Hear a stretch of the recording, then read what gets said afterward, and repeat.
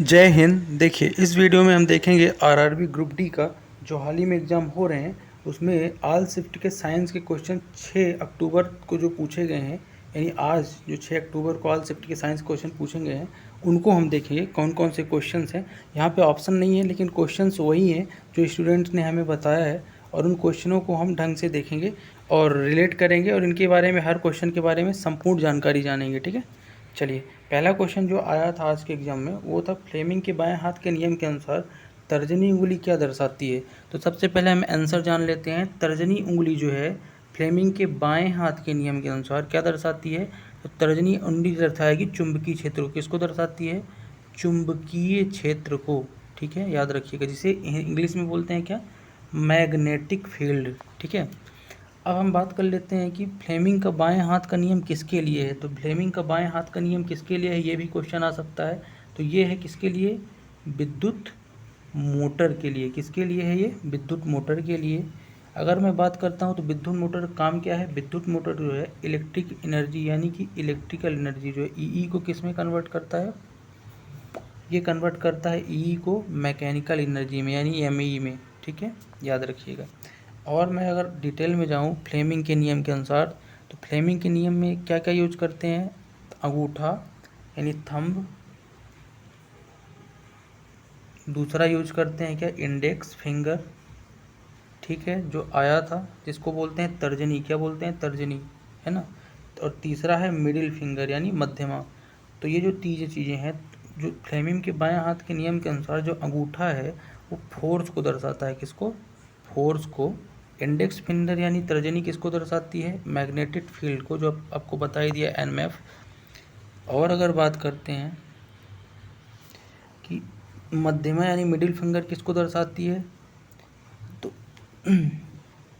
ये करंट को दर्शाएगी। किसे दर्शाएगी? करंट को। ठीक है, तो ये चीज़ें रहीं। अगर मैं बात कर लूँ यहाँ पे कि जो तर्जनी चुंबकीय क्षेत्र को दर्शाती है, तो चुंबकीय क्षेत्र का यानी चुंबकीय क्षेत्र, चुंबकीय क्षेत्र का मैं बात कर लेता हूँ यूनिट की। तो कौन कौन सी यूनिट होती है? टेस्ला, इसकी यूनिट होती है टेस्ला चुंबकीय क्षेत्र की। दूसरी होती है क्या आपकी?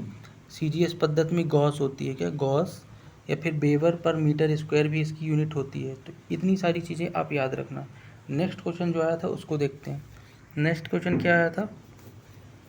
प्रतिरोध का प्रतीक और मात्रक क्या होता है? आपको पता ही है, प्रतिरोध जो होता है उसका प्रतीक क्या होता है? प्रतिरोध का प्रतीक आर से डिनोट करते हैं अपन। किससे? कैपिटल आर से। और आर बराबर क्या होता है? रो एल अपान ए। ठीक है, जहाँ पे रो एल अपान ए होता है आर बराबर। ठीक है, जहाँ पे एल क्या है? लंबाई है। क्या है? लेंथ है। लेंथ यानी कि लंबाई। ठीक है, और ए जो है अनुप्रस्थ काट का क्षेत्रफल है। क्या है? अनुप्रस्थ काट का क्षेत्रफल। आई होप आप सुन के समझ रहे होंगे, लिखने में थोड़ा दिक्कत हो रही है यहाँ पे। ठीक, आर क्या होता है? प्रतिरोध कांस्टेंट। क्या होता है? कांस्टेंट। ठीक है, प्रतिरोध की अगर मैं मात्रक की बात करूँ तो क्या हो जाएगा? ओम। ओम को कैसे दर्शाते हैं? ऐसे, ओम। ठीक है, ओम। नेक्स्ट क्वेश्चन देखते हैं। अमोनियम क्लोराइड किससे बनता है? अमोनियम क्लोराइड किससे बनता है? तो अमोनियम क्लोराइड जो होता है उसका पहले तो अपन देख लेते हैं फॉर्मूला क्या होता है अमोनियम क्लोराइड का। तो ये होता है आपका NH4Cl। किससे डिनोट करते हैं? NH4Cl से। अब ये बनता कैसे है ये देख लेते हैं। देखो, ऑप्शन रहेगा इसमें, और ऑप्शन में आपको जब ऑप्शन दिया जाएगा तो आप बना लेंगे। यहाँ पे हम पूरा डिस्कस कर रहे हैं। ठीक है, एक एक चीज़ें देखो ये कैसे बनता है। जब अमोनिया यानी NH3 को H2O यानी जल की उपस्थिति में साथ में CO2 यानी कार्बन डाइऑक्साइड को लेके और नमक यानी NaCl से क्रिया कराई जाती है तो क्या बनता है? अमोनिया बनता है। क्या बनता है? अमोनिया। यहाँ मैं नीचे लिख देता हूँ, तब क्या होता है? एरो लगा के इधर वाले पक्ष में अमोनिया बनता है। अमोनिया कैसे बनेगा? अमोनिया बनेगा NH4Cl प्लस जो आपका अलग जाएगा और बनेगा वो होगा यहाँ पे क्या? NaHCO3। NaHCO3। ठीक है, जिसको बोलते हैं अपन क्या? इसको बोलते हैं बेकिंग सोडा या सोडियम बाइकार्बोनेट, NaHCO3। ठीक है, तो यानी कि आप समझ गए। अगर ये तीन ऑप्शन है, क्या क्या? NH3 अमोनिया है, पानी है, कार्बन डाइऑक्साइड है और नमक है। तीन चारों से क्या होता है, अमोनिया बनता है। क्वेश्चन में कुछ भी पूछे आप बता लोगे, ठीक है। नेक्स्ट क्वेश्चन हम देख लेंगे। नेक्स्ट क्वेश्चन आया था कि पुनरुद्भवन की क्षमता सबसे अधिक किस ग्रंथि में है और किस अंग में है। तो सबसे पहले इसका आंसर देख लेते हैं। इसका आंसर क्या हो जाएगा, यकृत या लीवर।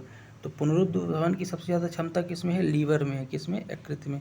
अब सबसे बड़ी ग्रंथि भी मानव शरीर की क्या है, सबसे बड़ी ग्रंथि भी क्या है, यही है। सबसे बड़ी क्या है, ग्रंथि है, ठीक है, लीवर ही है, ठीक। अब लीवर में क्या होता है, यूरिया बनता है। क्या बनता है भाई, यूरिया बनता है, ठीक है। और सबसे ज़्यादा पुनरुद्भवन, यानी पुनरुद्भवन का मतलब ये होता है कि लीवर, आपने सुना हो किसी को अगर थोड़ा सा काट के ट्रांसप्लांट भी कर दें तो उसका लीवर फिर से आ जाता है, उग जाता है, ठीक है, थोड़ा थोड़ा। तो उसको बोलते हैं पुनरुद्भवन, ठीक है, ठीक। तो ये चीज़ें हैं लीवर से संबंधित, ठीक है। अब लीवर को जिगर भी बोलते हैं, ठीक है। नेक्स्ट क्वेश्चन देखेंगे। प्रकाश संश्लेषण की क्रिया के दौरान निम्न में से किसका अवशोषण नहीं होता। सबसे पहले हम देखो, कुछ भी ऑप्शन दे देगा, सबसे पहले इसको हम डिटेल में समझेंगे, फिर उसके बाद आंसर देंगे। देखो समझते हैं। प्रकाश संश्लेषण की अगर समीकरण की बात करूँ तो क्या होता है, देखो ये होता है 6CO2 प्लस 12H2O, ठीक। और ये होता है आपका किससे जाता है, मिलता क्या है, अगर ये क्रिया करता है तो क्या बनाता है, सूर्य प्रकाश पर और पर्णहरिम की उपस्थिति में, सनलाइट और पर्णहरिम की, ये जब क्रिया करता है तो क्या बनाता है, ये बनाता है C6H12O6, और साथ में ये नीचे प्लस में भी और बनाएगा, प्लस 6O2 प्लस 6H2O, ठीक है। ये H2O क्या होगा, जल वाष्प होगा, ठीक है। CO2 क्या होगा, कार्बन डाइऑक्साइड होगा। ये जो C6H12O6 क्या है, ग्लूकोज है। अब प्रकाश संश्लेषण जानते हो क्या है, ये पौधे द्वारा भोजन बनाने की क्रिया है, ठीक है। तो अब यहाँ पे आपसे पूछ रहा है कि किसका अवशोषण नहीं होता है, ठीक है। तो याद रखो कि CO2 और H2O इनका तो अवशोषण होगा, ठीक है। अब अवशोषण किसका नहीं होगा आपको ये बताना है, ठीक है। तो अवशोषण इसमें से क्या नहीं होगा, देख रहे हो CO2 और H2O, यानी ये जलवाष्प उड़ रहे हैं तो इनका अवशोषण नहीं हो रहा है। तो आप जो भी ऑप्शन देगा उसमें से आप बता पाओगे कि किसका अवशोषण नहीं हो रहा है, ठीक है। चलो अगला देख लेते हैं। अगला है, इनमें से किनमें द्विलिंगी पुष्प पाया जाता है। द्विलिंगी पुष्प किनमें पाया जाता है, क्वेश्चन आया था। तो द्विलिंगी पुष्प को आइए समझते हैं कैसे होता है, ठीक है। द्विलिंगी का मतलब क्या होता है, इंग्लिश में बाईसेक्सुअल। क्या होता है, बाईसेक्सुअल। तो बाईसेक्सुअल जो होता है, फ्लावर, क्या, फ्लावर। तो ये जो है भाई समझो, ये पाया जाता है किसमें, द्विलिंगी सरसों के फूल में पाया जाता है। किसमें, द्विलिंगी पुष्प किस में पाया जाता है, सरसों के, या गुड़हल ऑप्शन हो तो गुड़हल लगा देना, गुड़हल के फूल में, या फिर हाँ इसी में, सरसों और गुड़हल में, ठीक है, ठीक। अगर मैं बात करता हूँ एक लिंगी यानी यूनिसेक्सुअल, किसकी, एक लिंगी की, एक लिंगी पुष्प। तो एक लिंगी किस में पाया जाता है, पपीता में। किस में, पपीता के फूल में, और लौकी, ककड़ी, कद्दू, तरबूज, ये सब में, ठीक है। द्विलिंगी सरसों और गुड़हल में द्विलिंगी पुष्प। तो ये क्वेश्चन आया था। अगर मैं मनुष्य की बात करूँ तो मनुष्य का समझो, देखो XX YY, अगर कोई बच्चा है, मेल है तो XY बनेगा, और फीमेल है तो XY XX। तो इनमें क्या होता है भाई, तो इनमें देखोगे तो फीमेल द्विलिंगी है क्या, बिल्कुल फीमेल द्विलिंगी नहीं है। लेकिन ये जो है हेट्रोमोनियस है, और ये जो है XY, क्योंकि यहाँ पे होता क्या है कि जो क्रोमोसोम्स बच्चे के निर्धारण में, कि जेंडर के निर्धारण में भूमिका निभाता है, वो पुरुष का ही क्रोमोसोम निभाता है, और बाई वाला, ठीक है। अगर बाई जो है एक्स या बाई में से दोनों में से निभाता है, ठीक है। तो ये भी द्विलिंगी हो जाएंगे। अगर मैं आगे बात करता हूँ अगले क्वेश्चन की, निम्नलिखित में से धातु से संदर्भ में मतलब कौन सा सही नहीं है। 4 ऑप्शन दे और आपको बताना था कि धातु के संदर्भ में क्या सही है, ठीक है। तो कैसे करेंगे, इसके लिए मैं जान लेता हूँ धातु में क्या क्या होता है। अब धातु में टोटल धातु कितनी पाई जाती हैं, 93 धातु होती हैं आवर्त सारणी में, ठीक। धातु क्या करती हैं, इलेक्ट्रॉन मुक्त करती हैं। क्या करती हैं, इलेक्ट्रॉन को माइनस यानी मुक्त करती हैं। क्या करती हैं, जब इलेक्ट्रॉन कोई चीज़ मुक्त करती है तो कौन सा आयन बनाती है, धन आयन बनाती है। धातुएँ क्या करती हैं, धन आयन बनाती हैं। क्या करती हैं, धन आयन बनाती हैं। याद रखना ये सब पॉइंट, ठीक। इसके अलावा धातुओं के बारे में अगर मैं मेटल के बारे में बात ही कर रहा हूँ तो धातुओं के बारे में ये कैसी होती हैं, इनके गुण होते हैं अघात वर्धनीयता यानी तन्यता। और सबसे जो तन्य होता है वो कौन सी धातु होती है, वो होती है सोना। सोना जो होती है सबसे ज़्यादा तन्य होती है। तन्य मतलब खींचना, तन्यता का गुण होता है इसमें, तन्यता। सोना सबसे ज़्यादा तन्य होता है, कितना भी फैला सकते हो। इसके अलावा धातुओं के बारे में और मैं बात करूँ तो और क्या बात कर सकता हूँ धातुओं के बारे में। सबसे बड़ा चालक जो होता है चांदी होता है, विद्युत का चालक, ठीक है। तो ये सब चीज़ें हैं जो आपको याद रखना है। अब इसमें से कुछ भी ऑप्शन देता तो आप बता लेते, ठीक है। नेक्स्ट क्वेश्चन जो आपका आया था आज के एग्जाम में वो क्या था, समझते हैं, रुको एक सेकंड। नेक्स्ट क्वेश्चन आया था कि अवतल दर्पण में यदि प्रतिबिंब की दूरी 20 सेंटीमीटर है तो और आवर्धन क्षमता 2 सेंटीमीटर है तो फोकस दूरी बताना था, यानी एफ बताना था। क्या करना था, एफ बनाना था, ठीक है। चलो तो इसको समझते हैं। सबसे पहले फार्मूला देख लेते हैं। फोकस दूरी के लिए फार्मूला क्या होता है, 1/f बराबर 1 क्या हो जाएगा, 1/u प्लस 1/v या 1/v प्लस 1/u, जो बोलो, ठीक है। ये फार्मूला हो जाएगा। अब इस फार्मूले के लिए अपन को u और v पता होना चाहिए। क्या होना चाहिए पता है, u और v। अब u की वैल्यू क्या दी है, 20 सेंटीमीटर दी है। अब v की वैल्यू नहीं दी है तो v की वैल्यू निकालेंगे। अब v की वैल्यू कैसे निकालेंगे ये समझो। देखो v की वैल्यू कैसे निकलेगी, दिया क्या क्या है पहले ये देख लो। u दिया है कितना, 20 सेंटीमीटर, ठीक। आवर्धन क्षमता दी है, ठीक है, जिसको बोलते हैं अपन डिनोट करते हैं किससे, आवर्धन क्षमता को m से, किससे, m से। तो फार्मूला क्या बनता है, एक फार्मूला बनता है, दो कंडीशन एक्चुअल में यहाँ पे बनती हैं कि एक बार आवर्धन क्षमता माइनस में होगा, एक बार प्लस में। तो ऑप्शन में जो होगा उस पे लगाना, माइनस वाला होगा तो माइनस पे या प्लस में। मैं माइनस वाला देख लेता हूँ। m बराबर मैं -2 ले लेता हूँ, रुको एक सेकंड। m बराबर मैं क्या ले लेता हूँ, -2 ले लेता हूँ। अब फिर सॉल्व करता हूँ। तो आवर्धन क्षमता m बराबर जो फार्मूला होता है वो क्या होता है, वो होता है आपका v/u। क्या होता है, v/u, ठीक है, v/u। जहाँ पे u दी है अपनी दूरी, अब v निकालना है, v ही नहीं निकालना था। देखो m कितना दिया है समझो, एक सेकंड। m दिया है कितना, -2। v कितना नहीं दिया है, u कितना दिया है, 20। अब इसको जब सॉल्व करोगे तो क्या हो जाएगा, ये v बराबर क्या आ जाएगा, गलत कर रहा हूँ। देखो आवर्धन क्षमता u/v हो जाएगी, ठीक है, u/v हो जाएगी, ठीक। तो जब इसको करोगे तो ये हो जाएगा आपका, एक सेकंड, ये हो जाएगा आपका, एक सेकंड, आवर्धन क्षमता जो होगी आपकी वो होगी आपकी, कुछ कन्फ्यूजन हो रहा है यहाँ पे, एक सेकंड।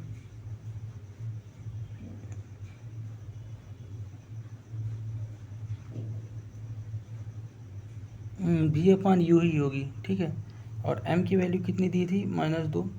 जब आप इसको सॉल्व करोगे तो ये हो जाएगा v/u, यानी कि u कितना है, 20 है, और v कितना है, v निकालना था, ठीक है। तो यहाँ पे अगर मैं देखूँ तो v की वैल्यू कितनी आ जाएगी,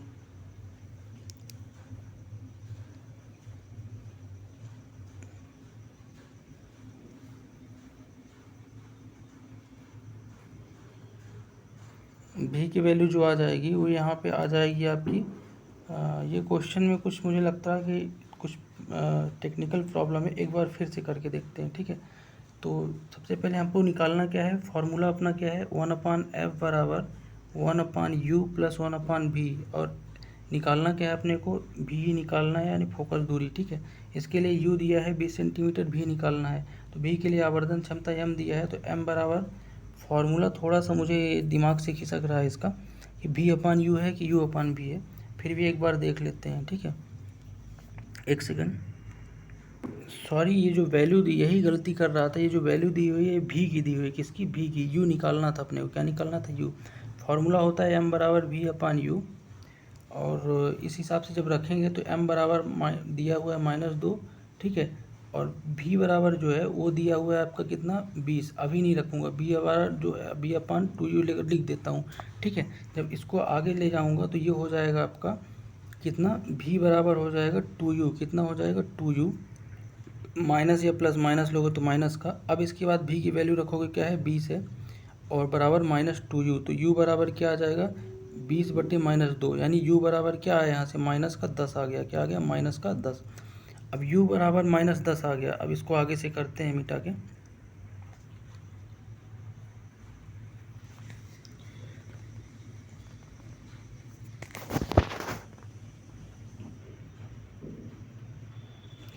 तो u बराबर यहाँ पे क्या आ गया है माइनस का 10 आ गया है, ठीक है। तो अब दोनों चीज़ें मेरे को मिल गई आराम से, देखो कैसे निकाले थे। तो v बराबर अपना 20 है और u बराबर कितना आ गया माइनस का 10 आ गया।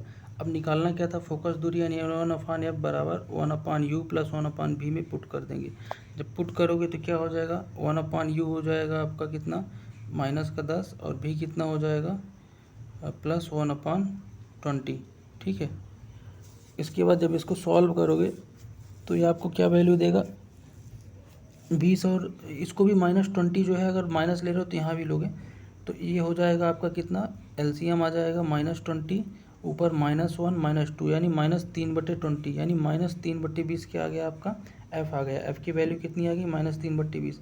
ये क्वेश्चन थोड़ा सा कन्फ्यूजिंग है, तो इसको मैं बाद में भी एक बार देखूँगा, ठीक है। नेक्स्ट क्वेश्चन देखते हैं कि अवतल लेंस में यदि फोकस दूरी 25 सेंटीमीटर है तो क्षमता कितनी होगी। तो अगर फोकस दूरी 25 सेंटीमीटर है, क्षमता बताना था। देखो फोकस दूरी किससे डिनोट करते हैं, एफ से, किससे एफ से, और अवतल लेंस में अगर है तो माइनस में हो जाएगी फोकस दूरी, किस में होगी माइनस में, याद रखना, ठीक। अब इसको सॉल्व करने के लिए डायरेक्ट फार्मूला क्या होता है, p बराबर 100/-25, यानी कि 100/-f कर देंगे p/f, तो क्षमता आ जाएगी, पावर आ जाएगी इसकी। सॉल्व करोगे तो कितना आ जाएगा -4d, 4d, d क्या है यहाँ पे आपको बताना है कमेंट करके, डायोप्टर है, ठीक है, इसकी क्षमता की यूनिट, ठीक है। तो इस तरह से इसको सॉल्व कर लेना। नेक्स्ट देखते हैं कि कार्बन की संयोजकता कितनी होती है। कार्बन जो होता है, कार्बन को किससे डिनोट करते हैं, पहले तो ये जानो, कार्बन को C6 से, यानी C6 से डिनोट करते हैं, ठीक है। ये एक अधातु है, क्या है अधातु है, ठीक। ठीक है। अगर मैं बात करता हूँ कार्बन की संयोजकता की, तो कार्बन की संयोजकता जो होती कितनी होती है 4 होती, कितनी होती है 4, याद रखना। और कुछ बात करूँ अगर इनकी प्रॉपर्टीज़ की, तो इसमें श्रृंखलन का गुण होता है, किसका गुण होता है कार्बन में, श्रृंखला बनाने का। और ये जब क्या होता है कि हाइड्रोजन के साथ मिलता है तो क्या बनाता है हाइड्रोकार्बन, क्या बनाता है हाइड्रोकार्बन, जैसे एल्केन एल्केन ये सब, ठीक है, समझ पा रहे होंगे, हाइड्रोजन और कार्बन मिलके। नेक्स्ट क्वेश्चन है, यदि तार की लंबाई 5 सेंटीमीटर से बढ़ाकर 25 सेंटीमीटर कर दिया जाए तो प्रतिरोध में क्या परिवर्तन होगा। मोस्ट इंपॉर्टेंट क्वेश्चन है। तार की लंबाई जो है 5 सेंटीमीटर से 25 सेंटीमीटर कर रहे हैं, यानी एल पहले कितना था 5 था, अब एल कितना कर दिए हैं बढ़ा के 15 कर दिए हैं, सॉरी 25 नहीं 15 कर दिए हैं, ठीक है। तो इसके लिए क्या होता है, डायरेक्ट फार्मूला होता है, आपको पता होना चाहिए कि आर जो है डायरेक्ट प्रोपोर्शनल होता है एल के, किसके, एल के, यानी आर जो प्रतिरोध है तार की लंबाई की डायरेक्ट प्रोपोर्शनल होता है। तो यहाँ से क्या बनता है, रिलेशन बनता है आपका R1/R2 बराबर L1/L2। अगर मैं बात करूँ L1 और L2 की, तो L1 पहली वाली लंबाई और L2 दूसरी वाली लंबाई, तो इसको रख दो, तो R1 + R2 बराबर क्या हो जाएगा, L1 5 है, L2 कितना है 15 है, ठीक है। जब इनको सॉल्व करोगे तो क्या देगा आपको ये 1/3, यानी आप बता सकते हो कि परिवर्तन जो होगा 3 गुना हो जाएगा, ठीक है। प्रतिरोध 3 गुना हो जाएगा, कितने गुना हो जाएगा 3 गुना, ठीक है। तो ये क्वेश्चन आया था, काफ़ी इंपॉर्टेंट क्वेश्चन है। नेक्स्ट है कि निम्नलिखित में से परिनालिका किस में क्या सही है। तो सबसे पहले बात कर लेते हैं परिनालिका है क्या, क्वेश्चन कुछ भी पूछे तो परिनालिका जो होती है विद्युत चुंबक में पाई जाती है, और कुंडली होती है एक तरह की, ये इस तरह से बनी होती है, ठीक है। ये इसमें 2 खंड होते हैं N और S, और ये विद्युत चुंबक की तरह काम करती है जब धारावाही कुंडली है ये, ठीक है। तो ये है परिनालिका, इसमें कुछ खास नहीं है। अगला है कि निम्नलिखित में से ब्लीचिंग पाउडर बनाने की विधि। ब्लीचिंग पाउडर क्या कहते हैं, विरंजक चूर्ण भी कहते हैं, ठीक है। इसका फॉर्मूला क्या होता है, ये होता है CaO, Cl2, ठीक है, कैल्शियम ऑक्सीक्लोराइड, ठीक है। तो इसको बनाते कैसे हैं ये देख लो, देखो कैसे बनता है, 4 ऑप्शन थे। तो CaOS का होल टॉय यानी कैल्शियम हाइड्रोक्साइड जो होता है उसको जब क्लोरीन से क्रिया कराते हैं Cl2 से तो क्या बनता है, CaOCl2 यानी कि ब्लीचिंग पाउडर, ठीक है, और H2 यानी पानी निकल जाता है, ठीक है। तो इस तरह से बनेगा। नेक्स्ट है विद्युत का सबसे अच्छा सुचालक कौन सा है, मैंने बता ही दिया है, सबसे अच्छा सुचालक क्या है, चांदी है। दूसरे नंबर पे क्या है, कॉपर है, ठीक है। अगर चांदी है तो चांदी प्रतिरोधकता की बात करें तो सबसे कम प्रतिरोध चांदी में होगा, जो सबसे ज़्यादा सुचालक होगी उसका प्रतिरोध सबसे कम होगा। तो सिल्वर क्या है यहाँ पे आपका सबसे अच्छा सुचालक है। दूसरे नंबर पे क्या है, कॉपर है, ठीक है। सिल्वर को Ag से दर्शाते हैं, ठीक है। नेक्स्ट क्वेश्चन आया था कि नीला और हरा प्रकाश को मिलाने पर कौन सा प्रकाश बनता है। तो ये क्वेश्चन आपका बहुत ही अच्छा क्वेश्चन था, इसको समझो। देखो पहले तो मैं इसका आंसर दे देता हूँ, ठीक है। तो नीला और हरा प्रकाश को जब मिलाओगे आप तो आपको क्या मिलेगा, श्यान मिलेगा। कौन सा प्रकाश मिलेगा, श्यान प्रकाश। अब ये होता कैसे है समझो, 3 प्रकाश मेन होते हैं RBG, रेड ग्रीन ब्लू। इनसे मिलके अगर इनका कोई मिश्रण होता है तो कुछ प्रकाश बनते हैं, ठीक है। इस तरह से बनते हैं, एक 3 गोला रहता है और उस गोले से जब आपस में प्रकाश टकराते हैं, जैसे ये R है रेड, ये है ग्रीन मान लो, और ये मान लो क्या है ब्लू। अब इनमें तीनों में अगर ये जो आपका ग्रीन है, ग्रीन जब ब्लू से टकराएगा, पूछा क्या है अपना, नीला और हरा, यानी ग्रीन जब है ब्लू से टकराएगा तो यहाँ पे क्या बनेगा, श्यान बनेगा। एक रंग क्या बनेगा, श्यान। इसी तरह से सभी रंग बनते हैं इसमें, तो इसको ध्यान से देख लेना। और आज का हमारा लास्ट क्वेश्चन रहेगा कि कीटों में श्वसन की क्रियाविधि कैसी होती है। तो आपको बताना है कीटों में श्वसन की क्रियाविधि कैसी होती है, बहुत इंपॉर्टेंट, मतलब कीट सांस कैसे लेते हैं। जो कीट होते हैं कौन से प्रजाति में आते हैं, ये अर्थापोडा प्रजाति में आते हैं। किस में आते हैं, अर्थोपोडा प्रजाति में, ठीक है। और बात करते हैं सबसे अधिक जीन किस में पाए जाते हैं, सबसे अधिक जीन इन कीटों में ही पाए जाते हैं। जीन जो है सबसे अधिक पाए जाते हैं, याद रखना, ठीक है। कीटों की मैं बात कर लेता हूँ, श्वसन कैसे करते हैं आप, किससे श्वसन। तो इनका जो उत्सर्जी अंग श्वसन का होता है वो क्या होता है, ये होता है नेफ्रोडियो। क्या होता है, उत्सर्जी अंग होता है नेफ्रोडियो, यानी कि ट्रैकिया। यानी कि ये जो है ट्रैकिया से ये उत्सर्जन करते हैं, मतलब कि श्वसन क्रिया करते हैं। ट्रैकिया, सांस लेते हैं, ट्रैकिया, याद रखना अगर ये आ गया तो। और मैं कुछ डिस्कस कर लेता हूँ इस क्वेश्चन से। मैं अगर मछली की बात करूँ तो मछली कैसे सांस लेती है भाई, सबको पता है, गलफड़े या गिल्स, गिल से सांस या गलफड़े से लेती है। स्तनधारियों की बात करूँ यानी मनुष्य और हम लोग, तो ये फेफड़े से हम लोग सांस लेते हैं। उभयचर प्राणी जो है ये अपनी स्किन, चमड़ी से सांस लेते हैं, जैसे मेढक वगैरह हो गया। तो ये था आज का पूरा सेगमेंट वीडियो का, जो आप 6 अक्टूबर के पूरे सेगमेंट में जो क्वेश्चन साइंस के पूछे गए हैं। आई होप आपको वीडियो अच्छा लगा होगा, और नेक्स्ट वीडियो में हम जो भी शिफ्ट के मैथ्स और रीजनिंग के क्वेश्चन पूछेंगे उनको कवर करेंगे। बाकी मिलते हैं नेक्स्ट वीडियो में। इस वीडियो के बारे में कोई सजेशन होगा तो आप कमेंट बॉक्स में कमेंट कर सकते हैं, और मिलते हैं नेक्स्ट वीडियो में।